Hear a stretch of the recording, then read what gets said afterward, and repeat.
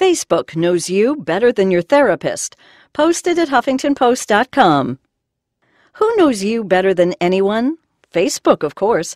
In a recent study of more than 17,000 Facebook users, researchers compared the results of a personality survey completed by study participants, family, and friends to a computer analysis of the participants' Facebook likes. The computer blew family and friends out of the water. After 10 likes, the computer could better predict personality than a coworker. After 70 likes, the computer outperformed a friend or a roommate. After 150 likes, the computer was more accurate than a family member, and after 300 likes, even a spouse couldn't beat Facebook. The researchers were shocked by the results. We were thinking, okay, maybe we will be able to report that computers are half as good as human beings, said Michal Kosinski, a co-lead author on the study. We were completely surprised to see that computers are already beating us. They are beating us at our own game, and they are beating us very decisively. The study utilized psychology's Big Five personality traits: openness, conscientiousness, extroversion, agreeableness, and neuroticism, then linked certain Facebook preferences to corresponding personality traits. For example, according to the study, liking the Velvet Underground on Facebook is linked to lower levels of conscientiousness, while liking The Guardian is linked to higher levels of conscientiousness. So I took the assessment myself. My conscientiousness score was 46%, a slightly below average score, indicating that I am spontaneous and flexible. I also happen to like both the Velvet Underground and The Guardian on Facebook. In comparison, I scored 73% for conscientiousness on the corresponding 100-question self-assessment. While I'm not sure my results prove that Facebook has cracked my personality code, the idea of being analyzed by my digital footprint is intriguing. What real-life applications could be in store for digital personality predictions? For starters, transforming therapy. According to Kosinski, cheating is a big problem in psychology. Psychologists joke that personality questionnaires are really IQ questionnaires, he says.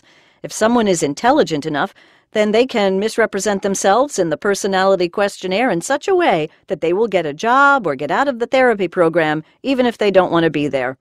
Cumulative Facebook likes are much more difficult to manipulate than traditional personality tools. To fake one's digital footprint, a prospective cheater would need to maintain her online behavior for an extended period of time. If a person can fake being consistently well-organized for 5 or 6 years, she is probably just a well-organized person, Kosinski explains. In addition, computer personality scores were better at predicting real-life outcomes, such as the likelihood that an individual would abuse drugs, than family or friends. If we treat a pen and paper like a simple computer program, a lot of what therapists do is already governed by a machine, Kosinski says. They wouldn't try to judge your depression just by looking at you. They would use a depression questionnaire. Facebook personality analyses could also streamline the relationship between job seekers and recruiters, a notoriously inefficient process. If entry-level job seekers underwent personality assessments and were matched with potential careers that suited their personalities, it could eliminate some of the turnover associated with young workers.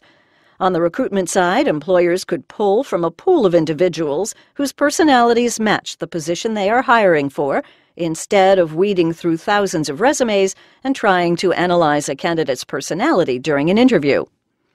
Perhaps the most obvious area ripe for an overhaul is online dating. Not only can users manipulate the traditional personality questionnaires of dating sites like OkCupid and eHarmony, as Chris McKinley, a UCLA PhD student, notably did in 2012, but the site's algorithms don't necessarily reward honest answers. People have a goal when they come to a dating website, Kosinski says.